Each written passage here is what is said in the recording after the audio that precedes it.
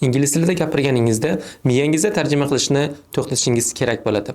Miyangizda tarjima qilish sizning gaplaringizning sekinligiga va ravon, tabiiy chiqmasligiga olib kelishi mumkin. Bundan qutulish uchun esa quyidagi texnikani sinab ko'rishingiz mumkin. Step 1. Gaplarni emas, so'zlarni o'ylash. Mukammal gap tuzishga urinishdan ko'ra faqatgina kalit so'zlarga e'tibor bering.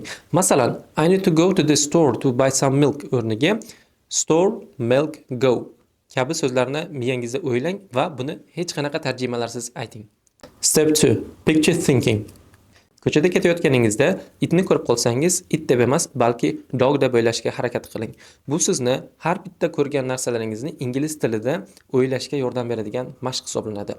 Va bu mashqni rivojlantirish uchun hozirning o'zida ko'rib turgan narsalaringizni ingliz tilida aytishga harakat qiling. Bu nafaqat balki speakingingizni, balki vocabularyni ham oshirishga yordam beradi. Miyangiz so'zlarni ingliz tiliga bog'lashga ko'nika boshlaydi.